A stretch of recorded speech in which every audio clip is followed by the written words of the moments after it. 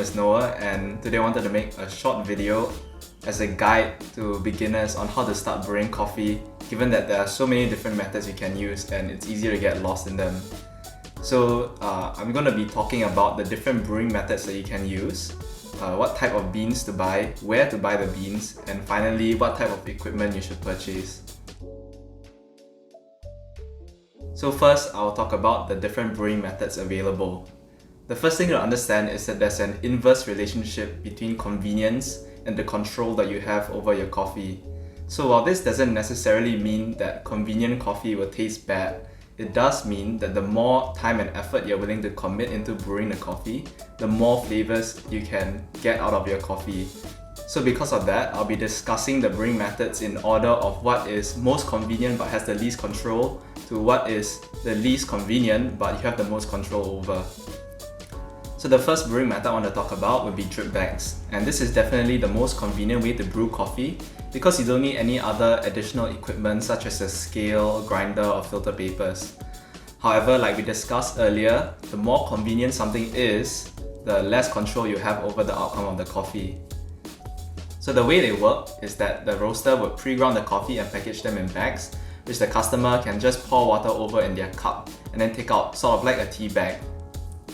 This is definitely the most convenient way to brew coffee because you don't need any other additional equipment such as a grinder, scale or filter paper. And additionally, the brewing method itself is extremely simple and it's just like brewing tea actually.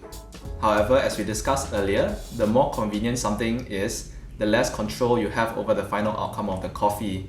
So you're kind of stuck in a situation where what you buy is what you get, and if you don't really like the taste of the coffee you get from the drip bag, there's very little leeway for improvement because you can't really alter the grind size anymore, and there's not much to alter in terms of the brewing technique as well. So who is drip bag coffee for? In my opinion, it's for someone who wants to try what specialty coffee would taste like without having to buy any additional equipment first. Or it's for someone who has a very busy morning routine and can't really commit the time to brew coffee, and they just need a dose of caffeine without little concern for the taste. However, in my opinion, I feel that drip bag coffee is sort of a poor investment because you're definitely not maximizing the taste of your coffee, and any one of the other brewing methods in this video would be more suitable. So the second method I want to talk about would be a French press. So the French press is a type of immersion brewer, meaning that the coffee beans itself get submerged in the water. So the way it works is that there's a container together with a plunger that has a filter attached at the bottom. So you would grind your coffee or buy pre-ground coffee and pour it into the container, and then pour hot water and allow the coffee to steep for several minutes. After this, you would push down the plunger, which acts as a filter to stop the coffee grounds from coming out when you pour the coffee into your cup. So this is definitely a step up from drip bag coffee in terms of how much you can control the final outcome.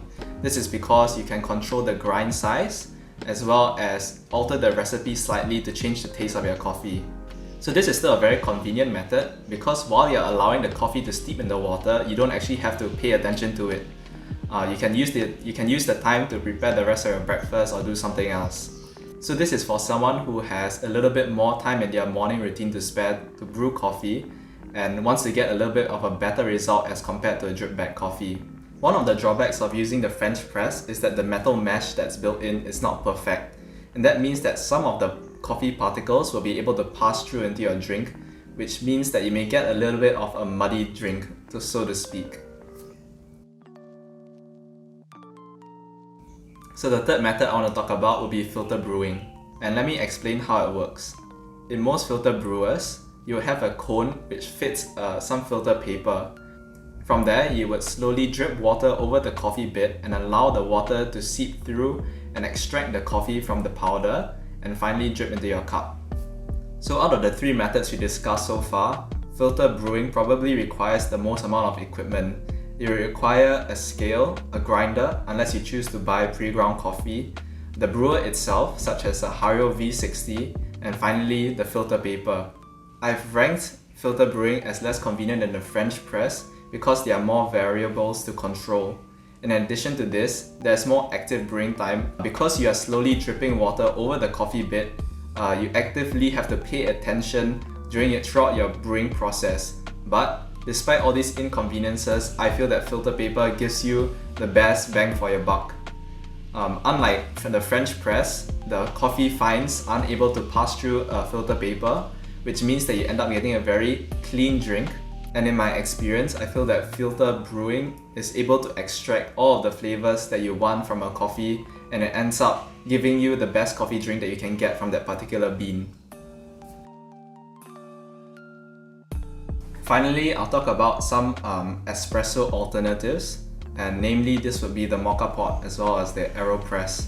It's important to note that these methods don't give you actual espresso, they just give you coffee that's much more concentrated compared to what you can get from filter brewing or French press. So I haven't actually used these methods myself, but from what I understand, they're quite straightforward and simple to use, and they will be suitable for someone who wants to make milk-based drinks. Now that I've discussed all these methods and you may have chosen one, you may be wondering, where do I learn the recipe to brew coffee using this particular method? So for me, I use the filter brewing method and I follow James Hoffmann's V60 method. If you choose to use the French press, mocha pot or AeroPress, there are also some videos of his where he explains how to use them properly as well. However, if you choose not to use James Hoffmann's methods, you can always just Google or YouTube another recipe. The next thing I want to discuss is where to buy coffee beans. Some people may be tempted to buy coffee beans from the supermarket out of convenience, but I would advise against it, and that's because supermarket coffee tends to be quite old and not fresh at all, and coffee beans tend to develop a more acidic flavor as they age. So I would definitely recommend buying coffee from a local roaster instead. If you're just starting out with brewing coffee, I would recommend some place like Koffieasia, which has a very reasonably priced selection of your staple coffee beans. If you're looking to explore coffee and find more unique tasting beans, some of the local roasters I've personally tried and enjoyed include Homeground coffee roasters, Apartment Coffee, as well as Tiong Hoe coffee roasters. Next, I want to discuss what type of beans you should buy. So when you're browsing coffee, the first thing you'll probably see is the tasting notes, and they may say something like blueberries or strawberries or tropical fruits. Many people have asked me before, how do you get this taste in the coffee? Do you actually mix those fruits with the coffee beans? And the answer is no. And it's just an innate quality in the coffee because of the way that it was cultivated and processed. For people who are just starting out, I would definitely recommend a coffee that has a chocolatey tasting note, as they are more crowd-pleasing as compared to a coffee with fruity tasting notes, as they may be a bit acidic for the average person. However, as you taste more coffees and explore more, I think most people also develop an appreciation for these acidic tasting notes. As for the exact location to start with, I think that Brazilian and Colombian beans are definitely a safe bet. Other than tasting notes, another very important factor to consider would be whole bean versus pre-ground beans. Pre-ground beans means that the roaster would grind your coffee to a specific size that may be suitable for whatever brewing method you want to use.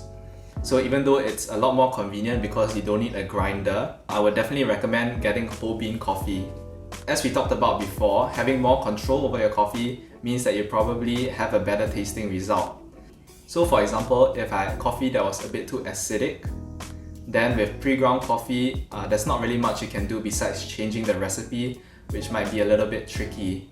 However, if I had whole bean coffee, I would just adjust the grind setting on my grinder to be a little bit more fine.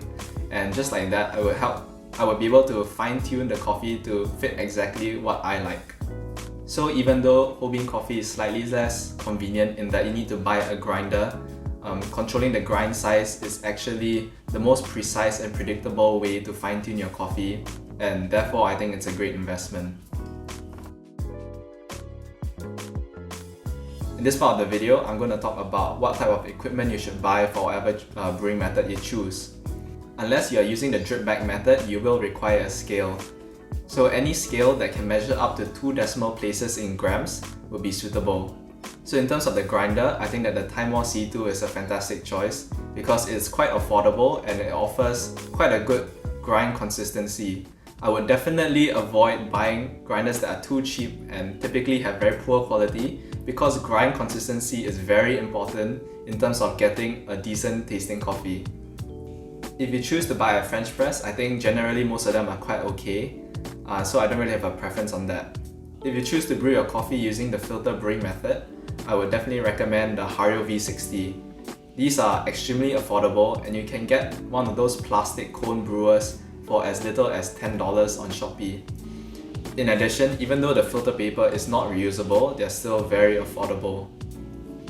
So that brings me to the end of the video. Even though there was a lot of information to process, I hope that was easy enough to follow and that I managed to help you get an idea of how to start brewing coffee. If I did not explain something clearly enough, feel free to ask your questions in the comments and I'll do my best to answer them. Anyways, that's it for now. Bye bye.